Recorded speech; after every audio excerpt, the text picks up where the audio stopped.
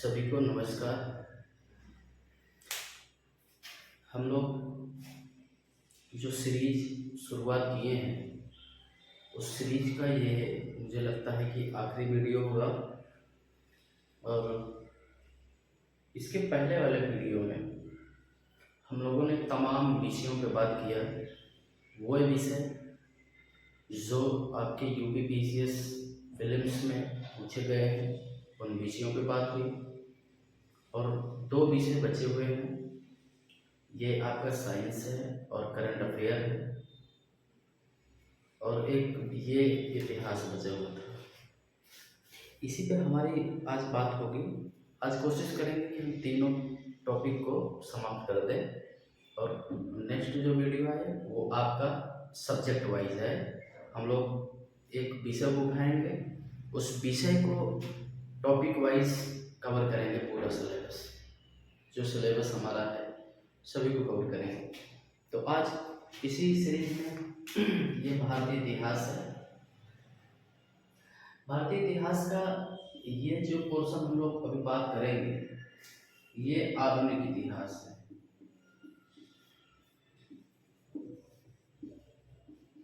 ये आधुनिक इतिहास की बात हो रही है।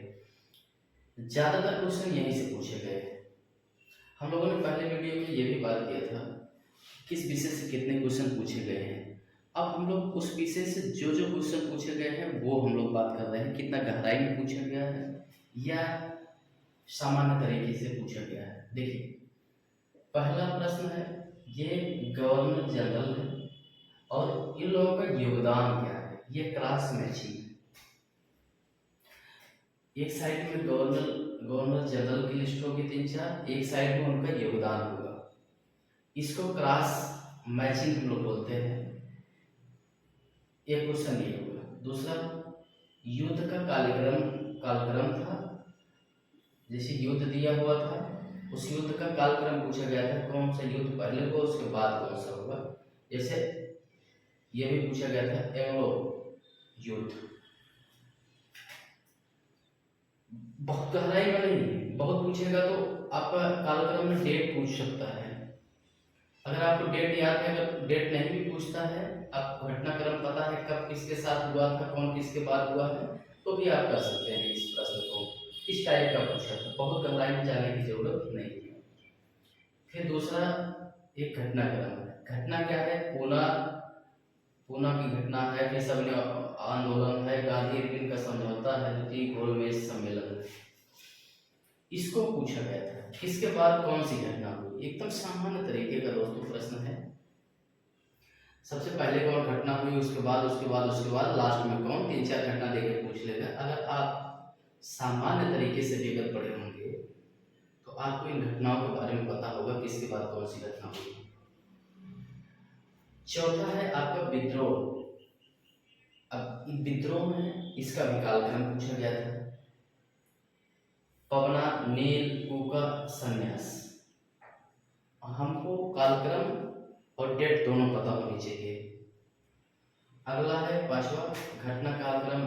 फिर है क्रिप्स कैबिनेट शिमला वेबल। ये भी क्रम पूछा था, कब कौन सी घटना हुई। देख रहे हैं जितने क्वेश्चन है मुझे लगता है कालक्रम के आधार पर ही पूछा गया है कब कौन सी घटना हुई। विशेषता पे आप देख रहे हैं एक भी क्वेश्चन नहीं दिख रहा है कि इस घटना की क्या विशेषता रही है।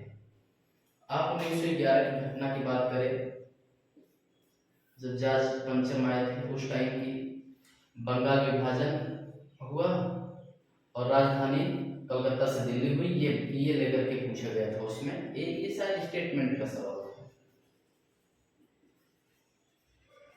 ये स्टेटमेंट का सवाल था। एक्सला चैपल संधि। अब इसमें ये पूछा गया था एक्सला चैपल संधि किस युद्ध का विराम करती है, यानी कि इसके माध्यम से किस युद्ध का समझौता हुआ था। बस इतना ही। अरे घटना और कालक्रम, इसमें कनौज का युद्ध पूछा गया था, दौरा का युद्ध और चौसा का युद्ध। इसमें आपको कालक्रम के हिसाब से इसको भी मैच करवाना था। अगला आपका है 1816 का सुगौली संधि। इसमें ये पूछा गया था कि आपका जो सुगौली संधि के माध्यम से आपका जो ईस्ट इंडिया कंपनी से और भारतीय से जो संधि हुई थी, उसमें ये पूछा गया था कि ईस्ट इंडिया कंपनी इस समझौते में कौन कौन सा स्थान दी थी, यानी कि कुछ जगहों को उस समझौते में बदले में ईस्ट इंडिया कंपनी ने दिया था। तो उसी जगहों के बारे में पूछा गया था सुगौली संधि के माध्यम से, 3-4 जगहों के बारे में दे करके पूछ लिया गया था। अगला है जलियांवाला बाग। अब ये इसने सिंपल सा पूछा था जलियांवाला बाग में कि इसकी जो कार्यकारिणी परिषद थी उसे किसने इस्तीफा दे दिया था। 3-4 लोगों का नाम था, उसी में से आपको देखना। अगला ये है शासन और कालक्रम, यानी कि कौन शासक कब आया था, किसके बाद कौन। आप देख रहे कितना इजी प्रश्न था, पेपर था कि आपको डेट नहीं पूछा गया है, आपको सिंपल कालक्रम पूछा गया है, किसके बाद कौन। अगर आप 1-2 बार भी अगर इन चीज़ों को रिवाइज करे होंगे, बाजीराव, बालाजी बाजीराव, माधवराव, इन सब चीज़ों को 1 बार या 2 बार अगर पढ़े होंगे तो आपको कालक्रम बताने में कोई दिक्कत नहीं होगी। ये हमारा आधुनिक का पेपर हुआ। अब थोड़ा सा हम लोग बात कर लेंगे मध्यकालीन इतिहास का। वहाँ से भी कुछ क्वेश्चन पूछे गए हैं, आपके प्राचीन से क्वेश्चन ही नहीं है, सिर्फ 1 या 2 क्वेश्चन पूछे गए हैं। तो इन्हीं सब चीज़ों की थोड़ी सी हम लोग बात कर लेंगे, तो आसानी होगी आपको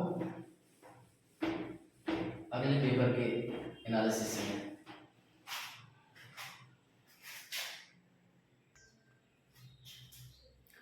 ये हमारा जो मध्यकालीन भारत का इतिहास है,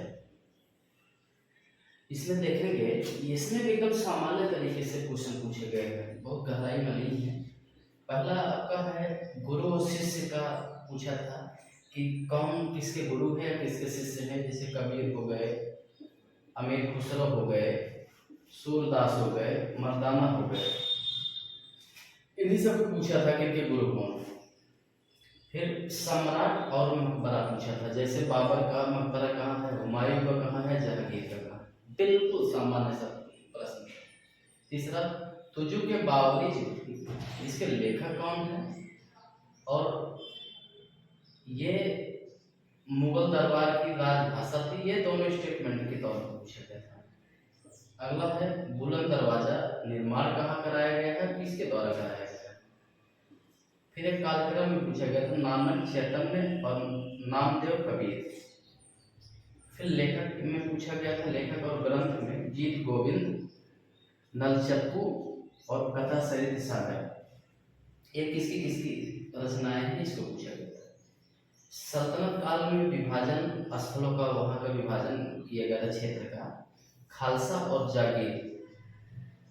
और अगला है एक शासक और राजवंश, जैसे महेंद्र वर्मन, अमोघ वर्ष, इस टाइप के राजा थे, उनका राजवंश पूछा गया था, किस राजवंश के कौन राजा है। यही आपका इतना ही प्रश्न जो है आपका मध्यकालीन भारत का है। ये 2 प्रश्न सिर्फ आपके प्राचीन भारत के पूछे गए थे। एक सिंधु घाटी से पूछा गया था कि यूपी का कौन कौन सा स्थान सिंधु घाटी में है, और 4 बौद्ध समितियां पूछा गया था, कालक्रम उनका और स्थान। अब देख रहे हैं जब हम लोग पढ़ते हैं प्री के हिसाब से, जब हम लोग अपना सिलेबस पढ़ते हैं, बुक उठाते हैं, तो हम सब ना जाने क्या क्या चीज़ें पढ़ते रहते हैं। इतना भटकाव होता है कि जो फैक्ट की चीज़ें होती हैं वो मिस कर जाते हैं हम लोग। जब पेपर में पहुंचते हैं तो चीज़ लगता है कि हाँ हमने पढ़ा हुआ है, लेकिन सही ढंग से रिवाइज नहीं हुआ है। इस चीज़ का हमको ग्लानि होती है, लेकिन जब हम एग्जाम हॉल में बैठते हैं तब अगर इस चीज़ को हम लोग थोड़ा सा पहले से समझ पाए तो बहुत आसान होगा हमारा प्रारंभिक परीक्षा।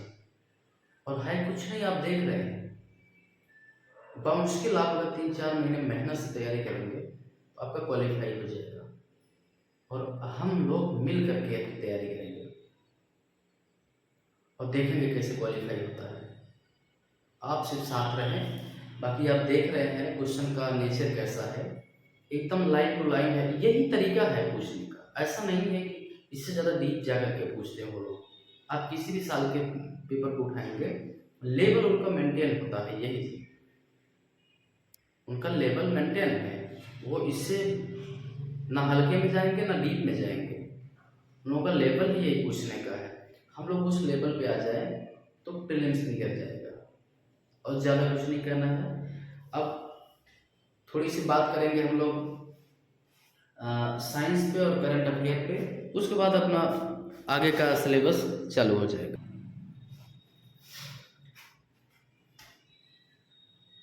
हमारा जो साइंस का